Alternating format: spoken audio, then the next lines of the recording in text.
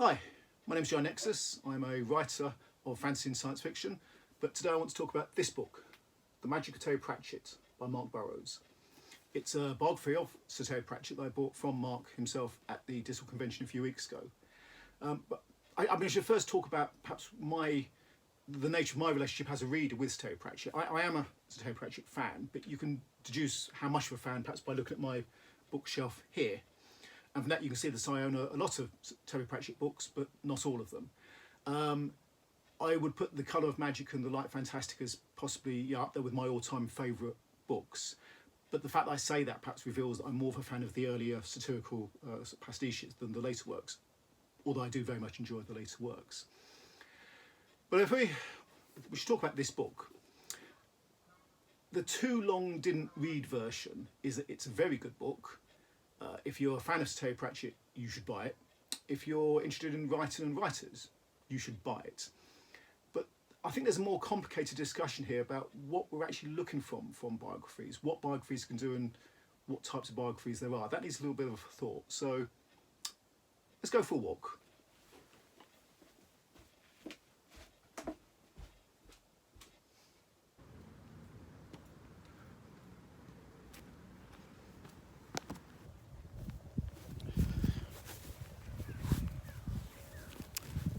Okay, so let's talk about this book.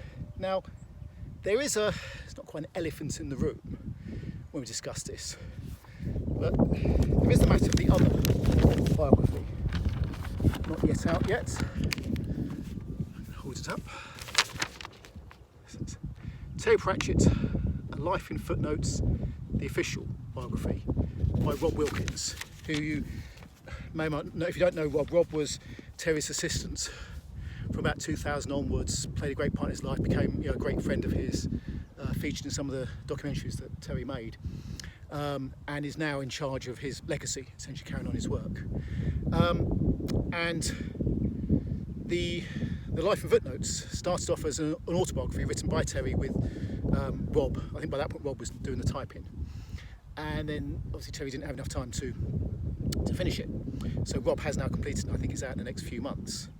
So somebody might say, well, which biography should I get? Well, the quick answer is you get both of them. And that's not just me saying that. Rob and Marc had a session on the first night of the Discworld convention where they talked about each other's biographies, and essentially what both of them were saying, and Rob especially was saying, you should buy both books. I think they'll actually complement each other very well, because I think they represent the two different strands of what a biography can be, which is why you should buy both of them. So, on one hand, you have autobiographies, you have ghost-written autobiographies, and you have official biographies, which are sort of to varying extents told from the point of view of the subject. And I think of them as inside looking out. And then you have more historical biographies. Imagine if you read a biography of Admiral Lord Nelson. Obviously the biographer is not going to interview his relatives and talk to his friends. They're dead.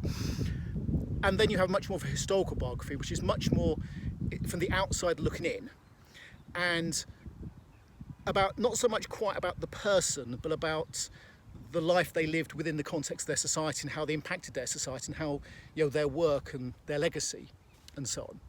And I think this book is more like that. It reads more like a historical biography. Now that sounds like I'm damning it with praise, and I'm not. I should say I cried reading the first chapter when it described how badly Terry was treated by the educational system, and I cried when reading the last chapter, which was about his death. I'm hoping that's not any kind of... No, I'm not even going to make the spoiler of that joke, because it's very, very sad. So it does in many ways, it is in much ways about the man, but it's written by a person who never actually met Terry. There's an anecdote in here. I won't say what it is, but an anecdote where he could have met Terry. It would have been awesome, and he managed to not meet him. But it feels very, very solid. It feels like a really solid piece of work. There's not really anything in there. There's nothing in there where I thought, oh, this is fluff. It's just sort of fact after fact after fact. It feels like someone who's really, really, really dug deep. Including, taking anecdotes of that Sir Terry has told, and Sir Terry was a famous teller of anecdotes, but like all tellers of anecdotes, the anecdote perhaps becomes more of a story than than fact. You know, storytellers can't resist polishing an anecdote to make it slightly better than real life. That's really what the job of fiction writing is, to be better than real life. I'd at least like to think so. And so he would actually dig down into the truth of the anecdotes. Now, I suspect, I haven't read Rob's piece. I'm very much looking forward to it. And I think it'll be a fascinating companion to this. But I suspect that will be much more from the inside looking out. So I think this is definitely a good book. I suspect the other one will be a very good book. And I strongly suspect they'll complement each other brilliantly. But what you'll get from this, apart from that it just being a very good read, is you'll get not something which is just about the man himself perhaps, but about his work, about what his work meant in wider society, how his work came about, which I found fascinating.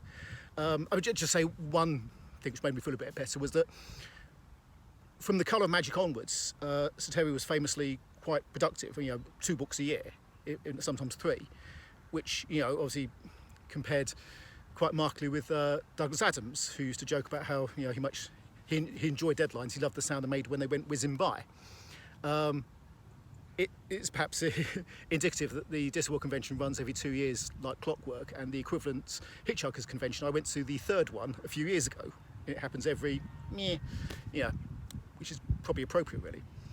But the interesting thing was that prior to The Colour of Magic, Sir Terry wrote, I think it was 4 novels in 5 years. So there was a 5-year gap between each novel, which is quite nice for me to hear, because I published Game Night in 2007, which is 15 years ago, and I've got 4 books out. So it makes me feel better about my rate of productivity, which I sometimes feel a bit bad about.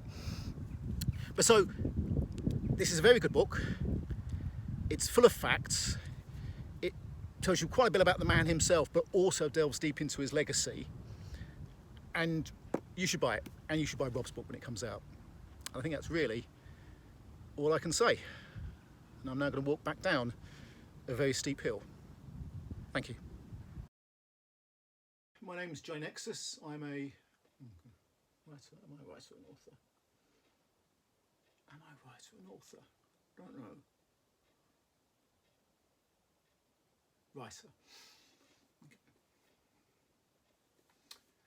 Hi, my name's Joe Nexus. I'm a writer of fantasy and